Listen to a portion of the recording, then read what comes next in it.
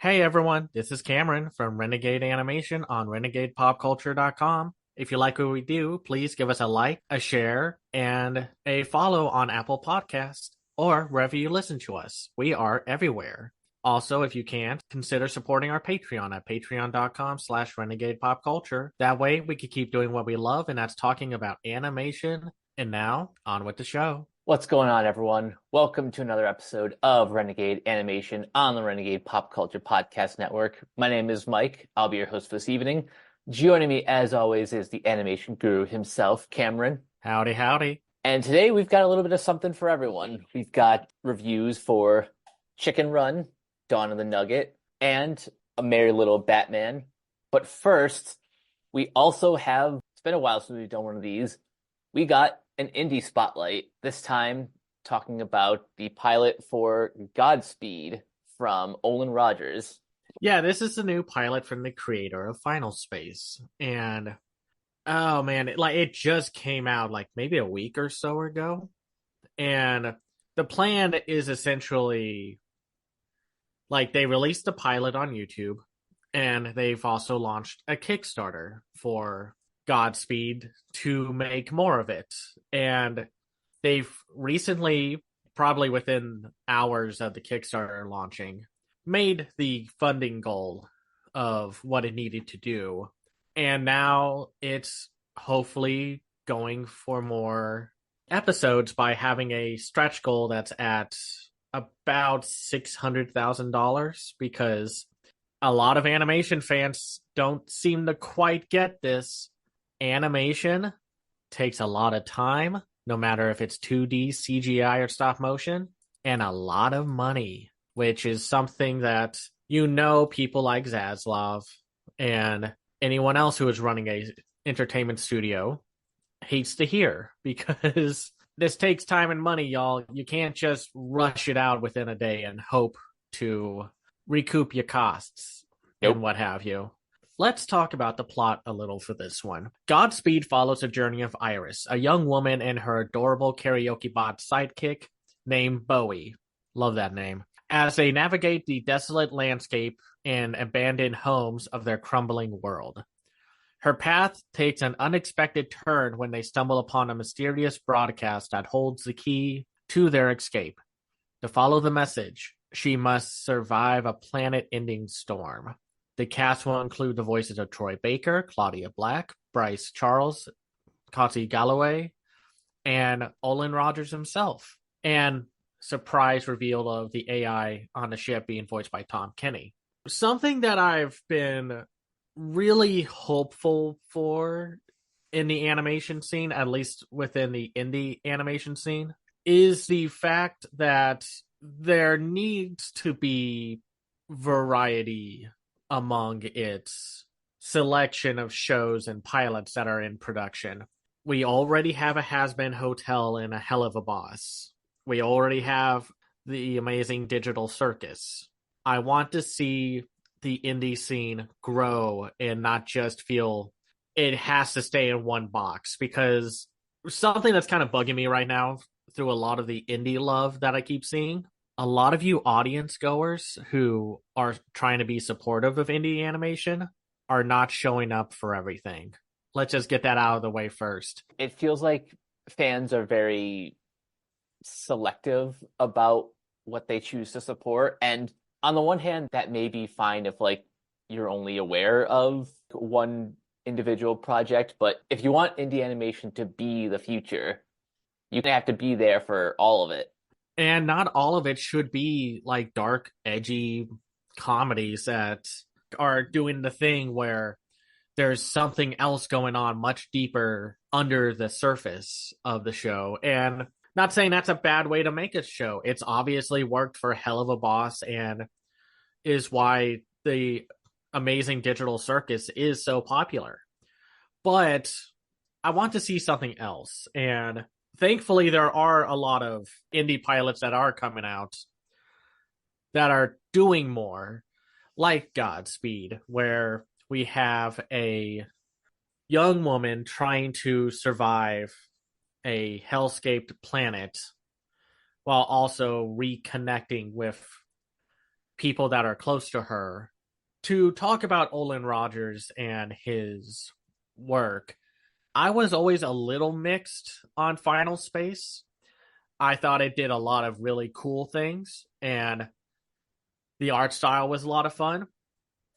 I did not like the main character at first. He got better as time went on. And then, just in general, I found Final Space to be more mixed than amazing, but that doesn't really matter compared to the fact that Olen Rogers got his show screwed over. Yep. Like, there is no other way to say it.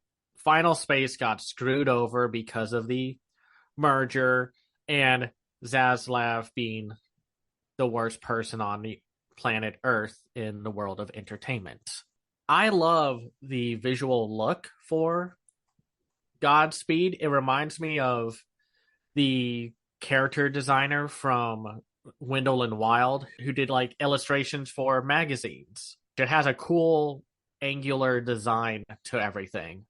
And the mystery of what is going on is also like eye-catching. I want to know the connection between all these characters. Like, I want to know who that mysterious bearded man is. I want to know why this cat man is interested in our main character.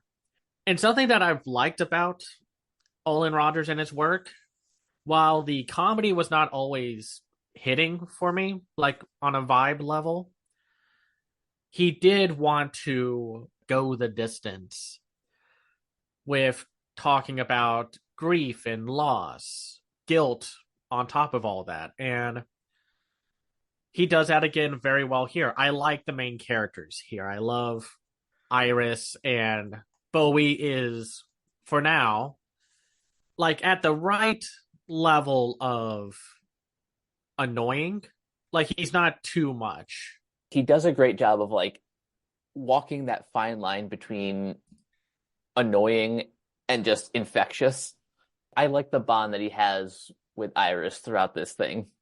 Like, she's strong, she's confident, she is vulnerable, and when she encounters that older woman, like in that house, I forgot, did that turn out to be her mom? Or I don't think they specified who it was, just someone that she rescued at the launch site. But clearly they have some sort of history. exactly, and it captures just a very desolate atmosphere. Just the world is about to be wrecked by this giant storm, and they have to find hope in a very dark situation. It captures that atmosphere well. I love it. I think for right now, this is a very good pilot. I absolutely want to see more, and whether that means Olen Rogers gets back with a studio that's willing to not screw him over, or we'll have to see what happens, because right now indie animation is in a very blossoming stage of production, because with what's going on right now with the whole animation industry, with the layoffs, no projects getting greenlit, and the threat of AI to take over jobs, like indie could be a good alternative if only it didn't suffer from other major setbacks, which include the same amount of underpaid working conditions that the studios are screwing artists over with, and the fact that, again, these things cost money, whether you like or get annoyed with the fact that VisiPop has to basically advertise almost every other day to every week about a sale of merchandise. That merchandise and those sales are going to help fund more episodes or other projects. Yeah, when you don't have the army of marketing teams the big studios have, you, the creator, have to put forth more effort towards that side of the business, where if more of these independent projects start getting distributed by, like, say, A24 or Neon or even G Kids, if they ever start breaking out into television, that's when they can kind of focus more on the creative side of things. When it's a solo operation, you're in charge of like everything. And that's why, like, I'm okay with people doing that, or with Olen Rogers' case, going to Kickstarter, because for now, their funding goal was to they make short videos and not just 24 to 30-minute episodes. Their goal is to make another episode by reaching the 600 grand funding goal. And that's going to happen, man. Like, if you want to see more of this, you have to support it. And if you can, donate to the Kickstarter. Granted, that $50 first reward tier, even though it's like a great, like, get the complete series on Blu-ray thing, is like understandable, that's also a very big entry point. So if you want something, you'll have to do that, but you can also just throw in a few bucks and say, like, hey, I can't afford to get a reward out of this, but I trust in what y'all are doing. And I hope that's the case with this one, because we need to see more shows and pilots like Godspeed, or what was that new adult animated series that just dropped on Netflix, like Carol and the End of the World? Y'all, you don't know how much I want to see more stuff like that, because I know what I want. I know we make fun of people saying, like, you say you know what you want, but then you actually don't. But for me, unlike a lot of people, I have a very clear idea of what I'm looking for. And in general, for a more nebulous term, I just want to see stuff like this succeed, because we need to be more supportive than ever with the animation industry and the people who work in animation, instead of, oh, I don't know, ignorantly bashing Bento Box because the animation from the pilot of Has-Been Hotel looks, quote unquote, different. As if, like, the visual look of a show doesn't absolutely change between the pilot and the main show when it gets put into production and such. Like today, I just saw some very nasty ignorance about the animation industry from people who don't even work in it, but they like to have a little cartoon avatar. I loved Godspeed. I think it's compelling, it's eerie, it's ominous. I love the mystery at hand, and I definitely want to see more of this sci-fi epic. Same. Really enjoyed this pilot. Definitely can't wait to see more. And I really hope that with 16 days left to go, that they are able to reach at least one or two of their stretch goals. Give them support, man. Just support indie animation like you actually mean it. Like, don't just say you do, actually do it. Which, of course, is easier said than done because of financial reasons, but you gotta support it in some way, shape, or form, or else we won't get more of this. And just go watch it, man. I am shocked that with all the love and support Final Space got, the pilot for Godspeed only has 140,000 views as of recording this podcast.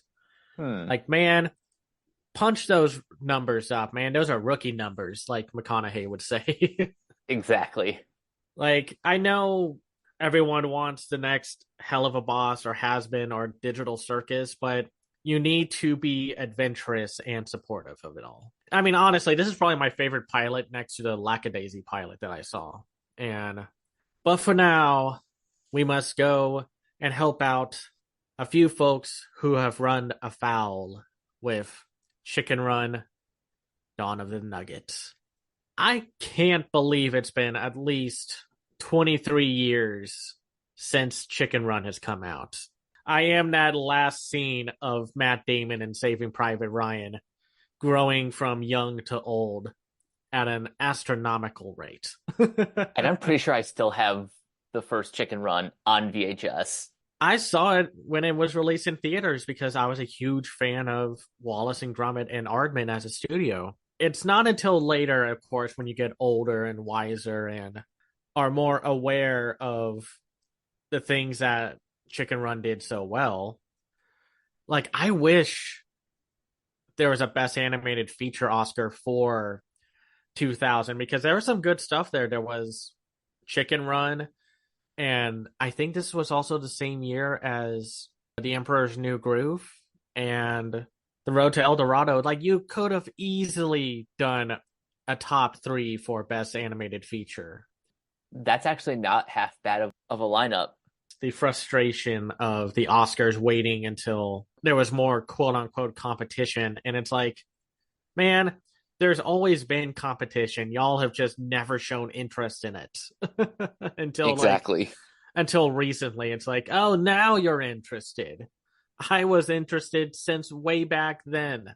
It was amazing to rewatch Chicken Run back in October to understand how it was the great escape, but with chickens, and how it was able to balance the typical amazing Aardman humor with a fairly dark world building setup of the chickens in a prison camp and their threat of being turned into pies. Like, it's not that hard to make the connection of what the chickens and the camp are supposed to represent when you realize that it's inspired by The Great Escape. And the fact that I was able to get away with it back then was very impressive. I still get a huge kick out of the jokes from that movie. I love when Rocket is talking about, like, I come from the land of the free, and then the scientist chicken and goes like, Scotland, no, the US of A. Or when they realize how their goose is cooked, figuratively and literally, that Babs knits a noose. That might be one of the darkest jokes that I've seen in a family film. It is shockingly dark, and I love it for that. I mean, that's the whole thing about Aardman in general. They have a great sense of humor with how they craft their jokes. Honestly, Babs was like the MVP of that movie. She had the best joke setup and punchlines. Like the whole, you're back from holiday. It's like, no, I was put in solitary confinement. Well, it's always to be alone with your thoughts. Or when she thought she was about to die, I saw my whole life flash before my eyes. It was rather boring. I mean, of course, the whole thing of Mel Gibson playing Rocky is, of course, the thing that doesn't age well at all about the movie. No. But the whole movie itself was such a delight. I love that movie. I am such a huge fan of it again, having rewatched it again, and just all the jokes, the writing, the animation, the tone, the story. It's all so good. And when they announced that they were making a sequel, it made sense. Like, I could absolutely see a sequel to Chicken Run, because Aardman projects lend themselves very well to sequels because they're not one-off stories. I mean, maybe Early Man doesn't really have much potential for a sequel or follow-up. Not that they would touch it because it, died at the box office. Unfortunately. Yeah, this is what happens when you come out around the same time as Black Panther, man. But at least the world of Chicken Run has enough creativity to it to see these characters again. Unfortunately for Chicken Run, there was some minor controversy with casting, which is a real shame because why? Why was that the decision making for some of the casting? And I hate talking about this because I don't want any of these new actors to be harassed.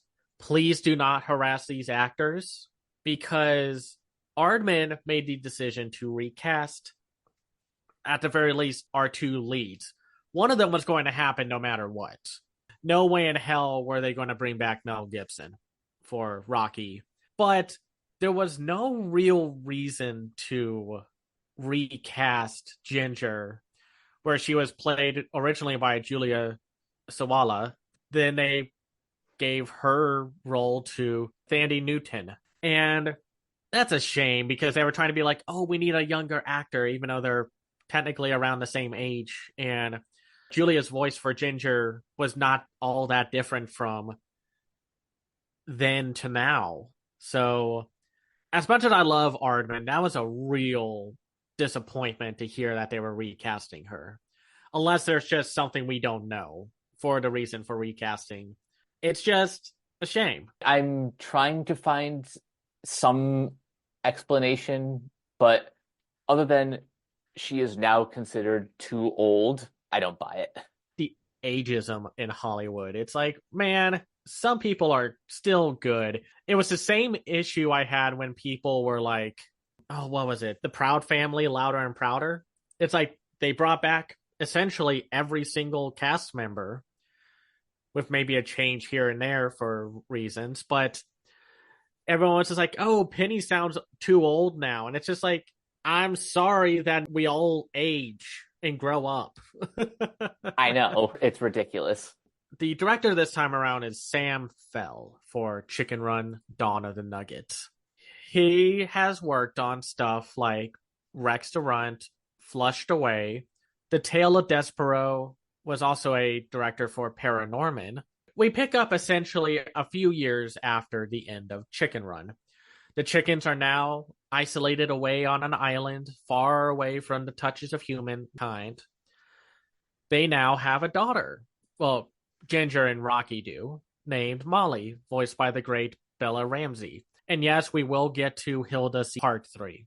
Don't worry, we'll get to it because, of course, we will. And Molly is becoming more adventurous of the outside world and wants to know more about it, while Ginger is very much the protective mother and Rocky is the protective father because of, you have a little trauma from how the last escape went. You don't want to deal with that again. One night, Molly escapes because she sees a truck that is delivering chickens to a brand new location where Ginger and her team, that includes Rocky, Babs, Bunty, Mac, and Fowler, along with the rat duo Nick and Fetcher, break in, get her daughter, and save all the chickens from an unknown new force who has gathered all the chickens there with this new fancy prison place.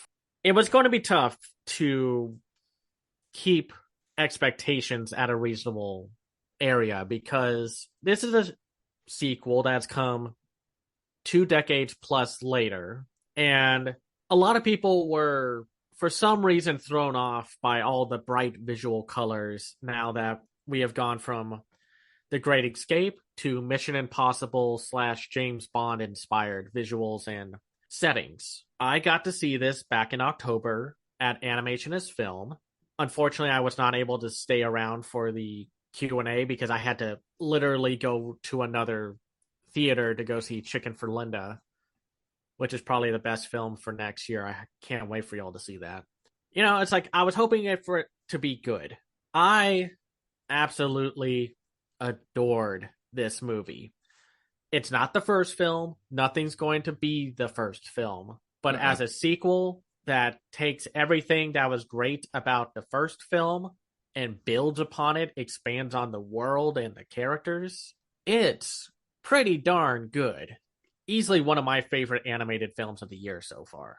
I love this movie. I think one of the best things about it is the introduction of Bella Ramsey as Molly. Molly is pretty much just like a younger, spry version of Ginger, but still trying to find her own agency in the world. Yeah, and that's when she escapes and then runs into a new chicken named Frizzle, voiced by Josie Cedric Davies, who is captivated and is wondering, like, now why can't I go with the rest of the chickens? Who doesn't want a bucket? It's like your whole life's dream to sit down in a bucket. Who doesn't want that?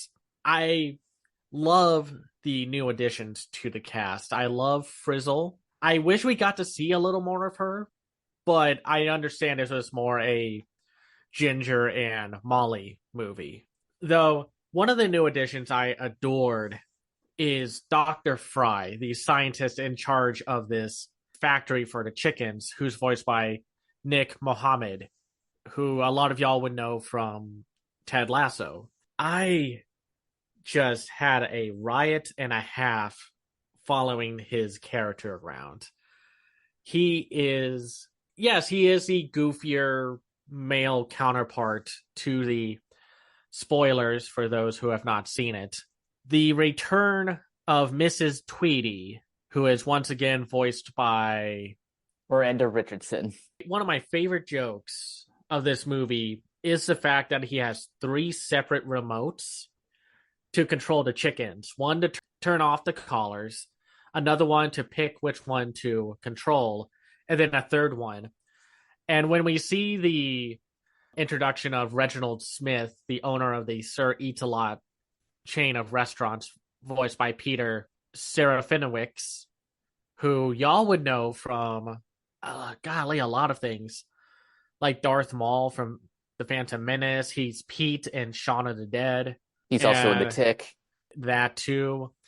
And I love that he asks, because it's such a universal joke, why are there three remotes? And even though Dr. Fry is the smartest one in the room, he's like, that's the thing. Nobody knows.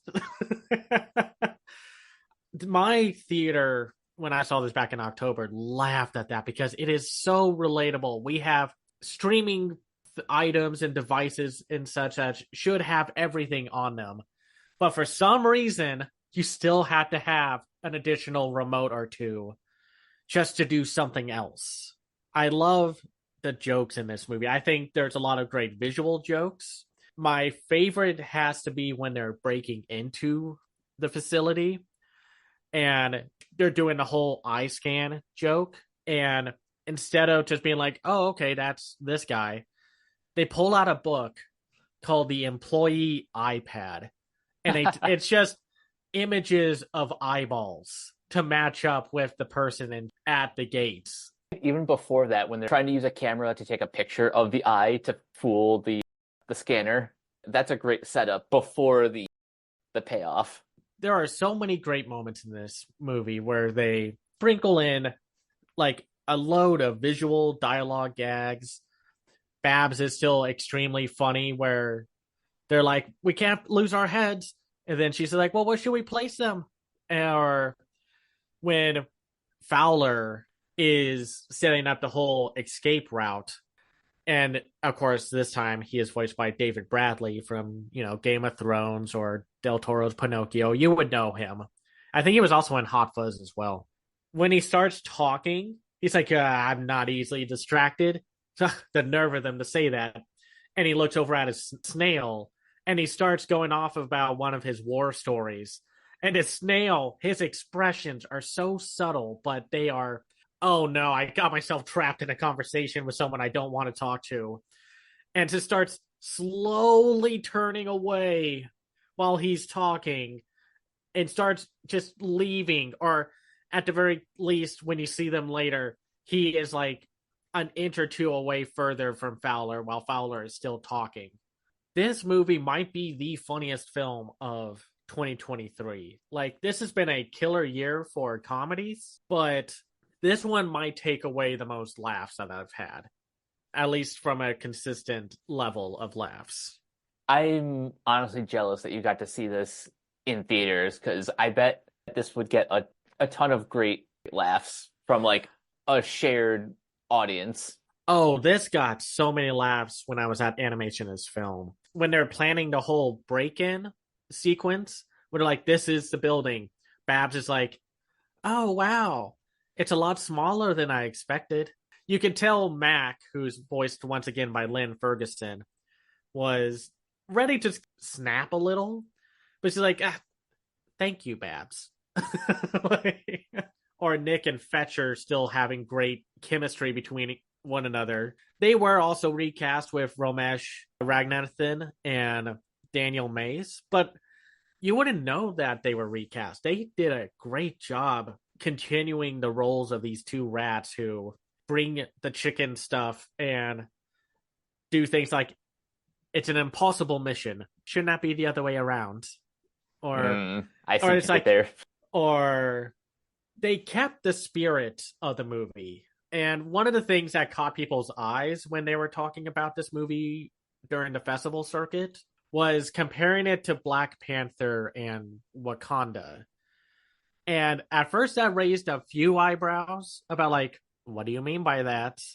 What are you talking about? But they mean it in a sense of Ginger is protective of her family and her friends, that she doesn't want anyone to deal with the outside world or deal with what they've had to deal with. They've had to overcome. So they isolate themselves from the world. And then the whole story is about Ginger making sure that Molly knows that like the world's dangerous, but I don't want you to be cooped up here forever, and that you need to learn and explore the world from the outside. And even though this doesn't have the dark, drab color tones of the original, like I said, we've gone from 40s World War II inspired settings to a 60s, 70s disco, brightly colored psychedelic themes to everything. It's still pretty dark. There are dark moments in this movie, especially when taken into consideration the whole sanctuary fun area where all the chickens are in the lab. Comes off like a cult compound. It does. When one of the chickens goes up to be tested, because instead of doing pot pies, it's all chicken nuggets now. Seeing the chicken go up the escalator to like this happy music is so cult like.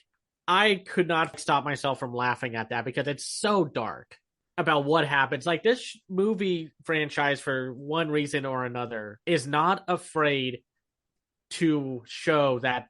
They don't imply it. They just show it. They don't show, of course, the process of that one chicken getting turned into nuggets. But still, you see the bucket of nuggets. I think it's because of brighter colors in this movie that those darker moments kind of hit a bit harder, because you are kind of thrown off by the colors and the textures of this new updated farm that they're now breaking into. It's a lot of fun. I love the creativity that they take with the gadgets and the plans that they set up with breaking in and doing everything from the guards, distracting the guards. When they end up in the corn silo, how they break out with all the popcorn. And for a movie that's about an hour 40 minutes, they jam pack so much detail and visual gags and puns, dialogue jokes, physical comedy. It's amazing what Aardman is always willing and is able to put into these projects that they make. And I never once felt like, because a lot of people are just like the whole, it's like, oh, why did we need this? Or I would be shocked if you came out of this movie grumpy or cynical about it, because this was like a crowd favorite at my festival. And from when all the people I talked to about it, a lot of people just love this movie. They make sure to use all the characters still. Like, they don't just like shove some characters to the background. What kind of helps about Aardman is that they keep their casts pretty contained. It's not like Illumination or DreamWorks, where they sometimes have too big of a cast and not everyone gets the spotlight. I get it that in the narrative of the film, Fowler is obviously older and not quite as agile as he used to be, but even then, he still gets his moments to shine. Exactly. Like, I thought one of the funniest moments was when the guards come up to Babs, Bunty, and Mac. And Babs is the first one to charge in with those knitting needles. And that joke at the beginning when she's just like, oh, congrats, you two. I made y'all a bike. And they're like, really? And you see that she knitted a bike for Molly. Oh, man, this movie is so funny. I could talk about the comedy and all the different jokes that pop in from time to time for hours. It's just that funny of a movie. I love Dr. Fry getting the guy who owns the Sir Eats a Lot his name wrong, where it's just like the Sir Eats a Lot, and Reginald is just like, it's the name of the company. That's not my name. If you look in the background, like near the end when they're breaking out with the truck, you can spot a few jokes saying like Nugget.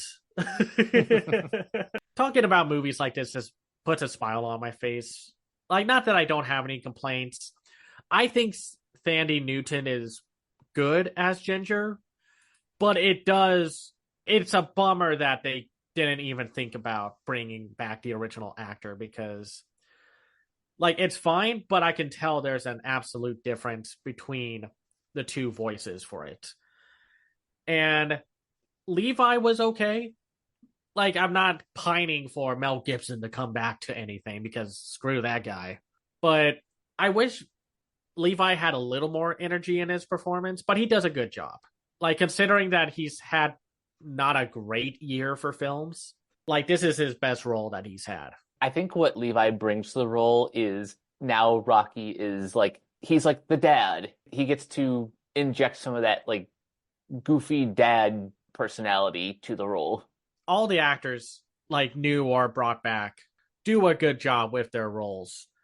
Just a great movie. Like, fun from start to finish. Like I said, casting aside, I wish Frizzle had a little more time to shine before she gets collared by scientists and such. Like, outside that, complaints and criticisms I have are very nitpicky. There's not too much else to really talk about. I think they did a good job overall with the story. They continued it. They didn't really rehash anything outside of the villain, but technically we never saw that villain die, so.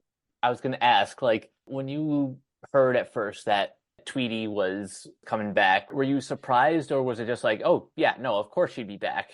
I was a little mixed. I was just like, I wish we had a new villain, but Tweety is so sinister and entertaining as a villain. I was fine with it. It's the whole Boba Fett situation.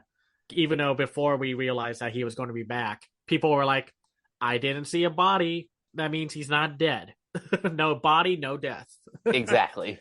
And here it's just like, granted, falling from sky high into your pot pie making machine and then the door from the barn falling onto you should kill you, but it's cartoon logic.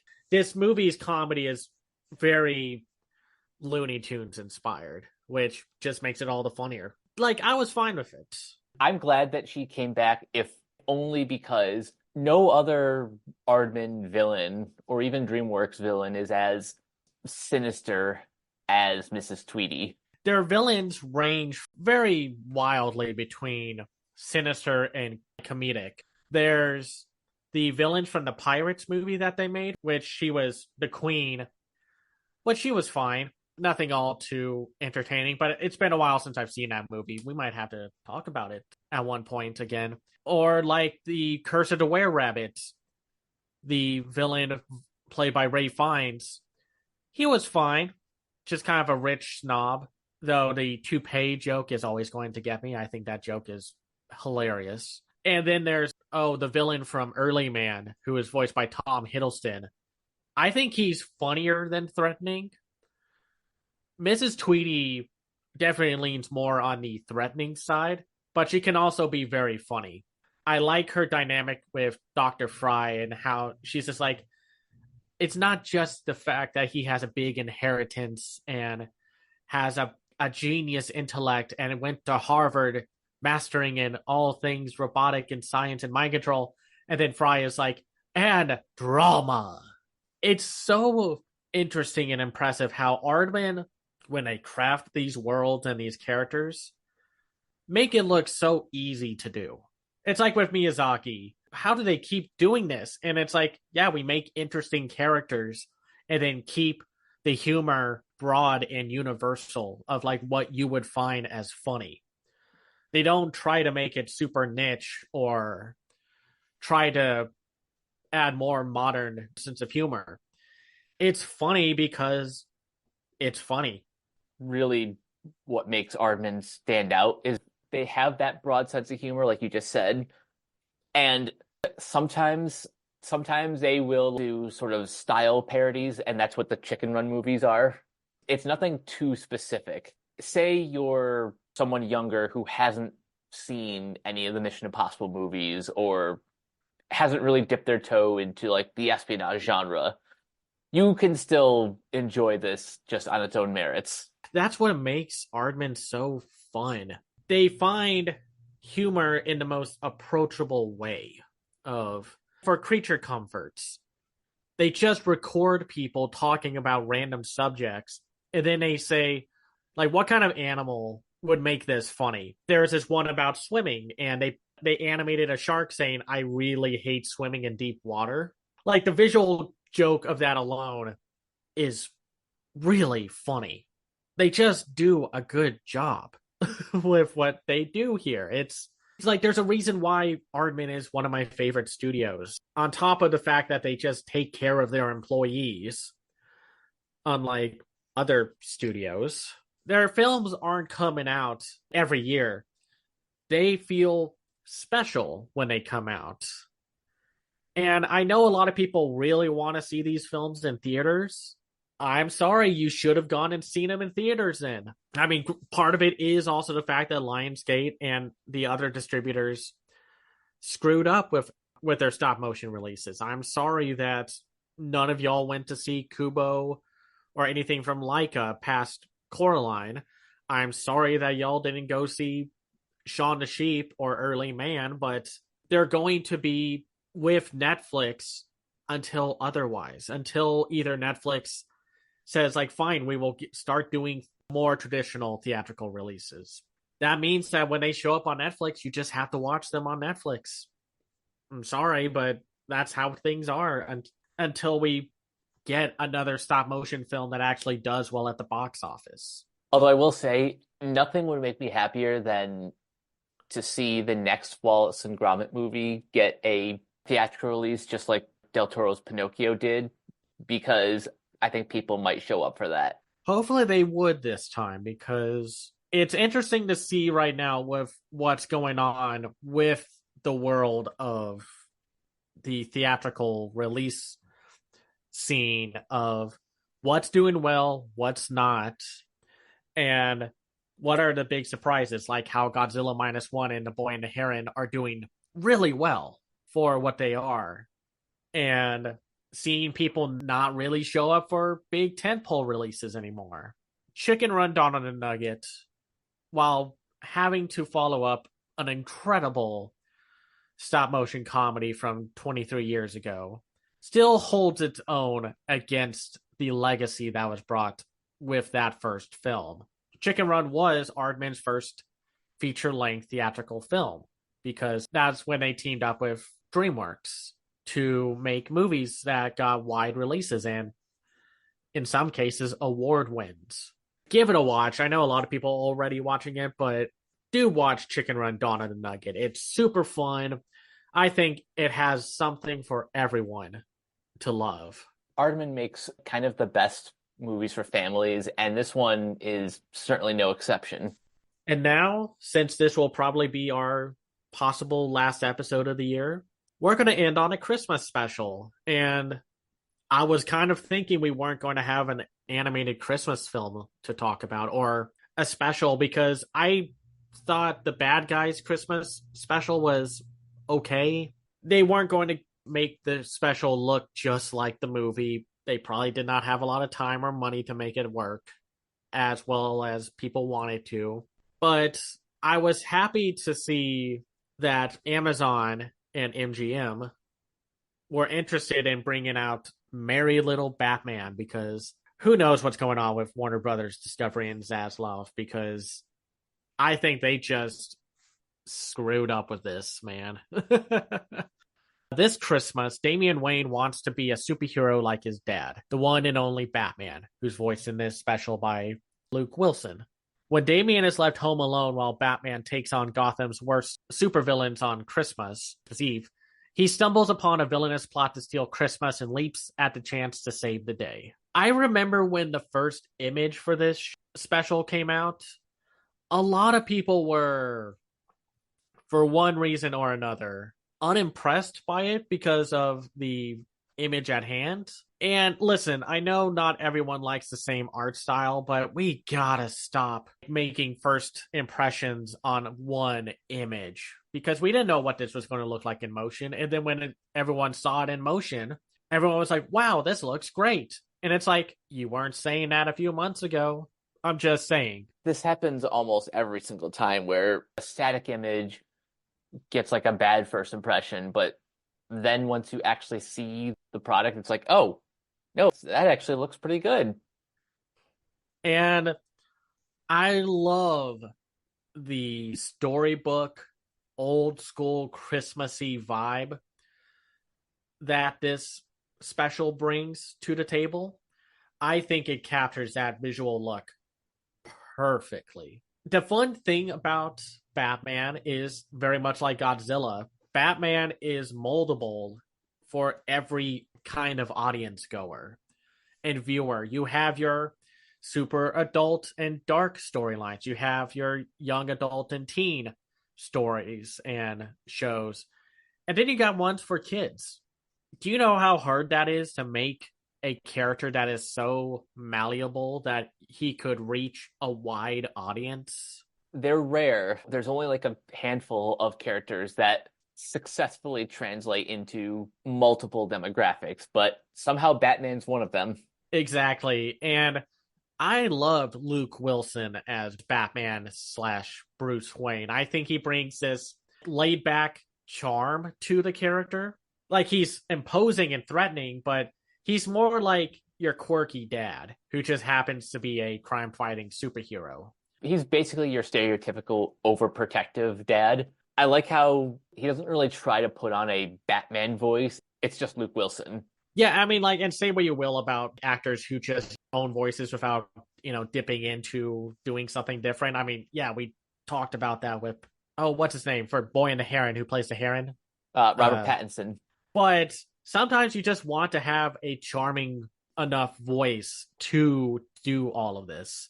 I also enjoyed James Cromwell as Alfred Pennyworth. You all would know him from Big Hero 6. He's also, the farmer from Babe. Like, he brings a warmth and coziness to Alf and a very slick British wit to this incarnation of the Butler. I think out of all the Batman characters and all their different iterations, Alfred has always been the most consistent. Oh, yeah. Very passive aggressive towards Batman and his broodiness. Jonas, I loved his take on Damian because I was getting a little sick and tired of every single Damian that we see being this obnoxious little edgelord. Like, I know that's the fault of like Justice League versus the Teen Titans and every other incarnation of Damian. I know Damian is meant to be this cocky little spitfire of a character, but after a while, you want to see something a little different from him. And Jonas brings the annoying and cockiness of Damian to a more appealing level. I love Damian's back and forth with Alfred about the hot cocoa and when they don't have marshmallows, how he's crying, but then he takes a look at Alfred before crying even harder to fool him. Like, this movie is also very funny, super funny. And I wasn't expecting that. I didn't quite know what to expect from this outside of a more family-friendly Batman adventure. But the humor of this reminds me of a lot of how Jellystone handles its humor. Like, there's a little chaos, a bit of wit, and a lot of well-placed dialogue jokes, like how Terry, one of the henchmen for Joker, and Terry is voiced by Michael Fielding. It's just like, what? Is it a crime to video record your crimes? Even though, you shouldn't be doing that anyway, but I digress. Because we see that happen a lot in real life, and it's just like, y'all are just asking to be caught. Exactly. And Terry and Francine, the henchman, with Francine voiced by Natalie Palamides, they have a very good Jesse and James from Team Rocket back and forward with them. Yeah, that's actually a really good comparison. Like, she's the cocky, confident one who, by the way, y'all would know Natalie from Tiny Toons Looniversity, where she voices Shirley the Loon, or young Ida from the Owl House, or the Powerpuff Girls reboot from 2013 as Buttercup. I love some of the dialogue jokes in this special. I know you have one that you told me that you really loved, so I'll let you talk about that one. But mine is when Batman gets a call from the Bat phone, and he's like, so the Wonder Twins can't do it? They're fighting. Well, can't you tell them to put their powers together and form a functioning adult? Like, brutal, man. There's a scene where Damien is trying to get his belt back and causes a bit of commotion in Gotham. We cut to a newsreel where the reporter says, "We now go live to a concerned citizen. I'm concerned." Yeah, that's Vicky Vale, voiced by Cynthia McWilliams. And there are so many good lines of dialogue, like when the Joker shows up and he's voiced by David Hornsby, and how he bickers back and forth with Damien. And he's saying, like, and don't say infinity times one because I could do this all day. Like, I could go on forever. And the Penguin goes, 6 weeks is his record. Like, to imply that the Joker has gone, nah, yeah, nah, yeah, for 6 weeks straight is such a funny image to me, but also absolutely fitting for a troll like the Joker. Like, I like this iteration of the Joker. He finds a good balance between threatening, but also very funny. And kind of pathetic too, but in a comedic sense. I love the joke when Damien throws his utility belt full of explosives into the fireplace at the end of the movie. And the Joker's like, all right, who gave him explosives? All the villains raise their hands. And he's just like, well then. And then he raises his. It was a good idea when I when I was thinking about it. And something that was interesting about this movie was how they actually let time pass since Damien's existence to now during the current day after Batman literally cleaned up Gotham to be the safest place on Earth, which was a great little montage. I like that too. Very easy explanation for why Damien is introduced to a Gotham with no crime. The other villains that are in this special include Poison Ivy, voiced by Theresa McLaughlin, the Penguin, voiced by Brian George, and Bane, voiced by Chris Sullivan, with minor appearances from Scarecrow and the Riddler. Though I think my favorite one, Mr. Freeze, voiced by Dolph Adomian. Everyone is old, but I love the visual touch-up of Mr. Freeze having a vacation hat on under his dome helmet and a Hawaiian t-shirt on. Like, basically, he retired Florida, essentially. I think Poison Ivy was a lot of fun. Bane is great, where you don't hear a single word from Bane. He just kind of does grunts and mumbles and such, but every character can understand him. I love characters like that. They don't have any dialogue, but like you said, everyone can understand him just fine. Even though he was not shown a lot in this special, Commissioner Gordon is great for what little time he has. Where I love when the cop comes back in and it's like, oh yeah, the police officer voiced by Isaac Robinson Smith. It's just like, Commissioner Gordon, there's chaos afoot outside. And Gordon's just like, oh, it can't be that bad. He pulls up the blinds and the whole city's just on fire. And then he pulls it down. It's like, well, this is why we had the bat signal. And he presses it because without obviously knowing what's going on. And then he just leans back in his chair and it's like, thank God we got that mess dealt with. And it's just like, wow, this movie has some things to say about cops. And the animation, I love these cartoony designs. They move in a way that is so satisfying to watch. Like, it's a mix of like fluid, cartoony, and stylized movements. Like, the Joker probably has some of my favorite little movements with how he maneuvers around the room. Mm-hmm. But there's also just fun little moments and physical gags here and there from the other villains. Like, oh man, I love Mr. Freeze trying to come up with a good ice pun because Batman keeps being like, you know, you're not really on your A game anymore for your ice puns. And then he's just like, throughout the whole thing, he's like, oh, how about this? And then he does the ice pun, and it's still groan inducing because puns can be funny, but they are also groan inducing. I do like, though, how you can even get a lot of humor out of the fact that everyone knows that puns are groan inducing.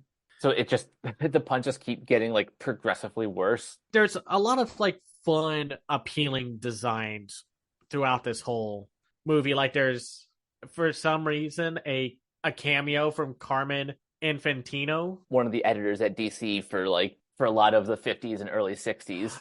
This movie is full of so much personality where they could have easily made a parody of Bruce Timm style or Batman Beyond or just done a Brave and the Bold or use the current DC film output art style. But they didn't. They went in a wildly different direction. And I found that the visual designs are appealing. I do not find this ugly to look at because there's like a consistency with the designs and the world around them. It doesn't feel like any of these characters are out of place. That's what I like about it. How it is very much in its own little world. All of these characters, they're very exaggerated versions of sort of the classic iterations, but they all still have like at least like the core characteristics. Like Bruce Wayne is kind of an overprotective parent because at least one thing he wants to give Damian is the thing he never had growing up, which is a childhood. Even though this movie does a great job of capturing that spirit and energy of Batman, including like the environmental art and how big and gothic and grandiose Gotham is, it has a lot of heart. And even though, yeah, the overprotective parent trope is tiring, it makes more sense here. And at the very least, Batman is constantly shown to be in the wrong at points. Like when he's leaving to take care of this snowstorm. I love that joke where it's just like, there's nothing wrong here. It's just another typical snowstorm in Nova Scotia. Alfred is like, so I guess the razor that was left on your bathroom sink was not there for you. It's like, what? I love this beard. Works on my intimidation game. You have donut crumbs in your intimidation game. So, it captures the heart and spirit of Batman, even though it's for a mostly family audience with a more comedy slant towards the action, the storytelling, and the writing. But you still feel it's Batman. It's not like this is a case of, oh, they slapped Batman onto a totally random IP to sell this more. It's Batman, which is like the whole thing with Godzilla. Godzilla can be imposing and dangerous, but also you can watch him fight monsters and whatever. They get Batman, and it's just a fun special. I was shocked to know that it was a 90-minute special. I thought it was going to be like an hour or 30 minutes. This is supposed to be leading into like a TV series called Bat Family. If this is supposed to lean into it and this is just a taste of what we are supposed to expect, so be it. I mean, if Bat Family does something entirely different, I'm down for that. Because, again, your Batman is flexible. You can do whatever you want with the character. And I don't really have that many complaints. Maybe it takes a little too long to get to the other villains. Like we start out very much with the Home Alone, but with the crooks being stuck there with Damian for the first 30 or so minutes. But yeah, sure, some of the jokes are a little more modern and improv-ish, like how Luke and Jonas work off of each other when they're like, Joker fell into the goop. You know, how many more times is he going to fall in there? He knows what's going to happen. Man, I just like having stuff like this to talk about with animation. Just something full of so much passion and creativity and fun. Obviously, this team was given a lot of time to cook this special, and whatever nitpicks I have are outweighed by how much of a smile I had on my face watching it from beginning to end. I agree with that. Like, part of me could like rip this apart as a diehard Batman. I could rip into a bunch of pedantic details, but at the end of the day, it gets the heart of what makes these characters so great. And usually the best Batman stories are the ones that A, have a very strong emotional core, and B, prove that Bruce isn't always right about everything. You can make a joke about that. We've seen that so many times where Batman gets punched down a few pegs because he thinks he's right all the time. Yep. I'd highly recommend watching this. It's one of those new Christmas specials that everyone should watch. Not just a Christmas episode of Batman, but a full blown special. Man, this is why I like making this podcast. We get to talk about fun stuff like this, or the Godspeed pilot, or Chicken Run Dawn of the Nugget. It shows when you're not being a miserable little toad about the animation landscape that you know nothing about.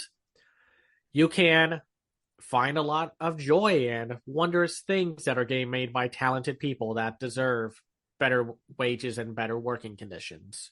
Agreed. This episode in particular was just a lot of fun because we got to talk about a little bit of everything. Something for adults, something for little kids, and something for the entire family. And that's not going to stop anytime soon. I'm very much looking forward to what 2024 has to offer in animation, and we will definitely talk about what's coming in the near future soon. But for now, I hope you guys all have a very Merry Christmas and a Happy New Year. And until next time, Cameron, where can everyone find you online? You can find me on Twitter and Blue Sky at Cam's Eye View. I have my own website called camseyeview.biz where I review animated films and shows from around the world called The Other Side of Animation. I also have a Patreon at patreon.com/camseyeview. That's where you can find me, and I hope y'all have a very happy holidays. And you guys can find me on various social media at Captain K42. You can check out my quick thoughts on letterboxd.com/CoachK42. And you can follow Renegade Pop Culture on Facebook and that place at Red Pop Culture. You can also find us on YouTube, Podchaser. Support our Patreon at patreon.com/Renegade Pop Culture. Listen to all of our podcasts on Spotify, Apple Podcasts, wherever you listen. And last but not least, everything can be found at renegadepopculture.com. Need an escape? So do we. That'll do it for this episode of Renegade Animation. We will catch you guys later. Peace out.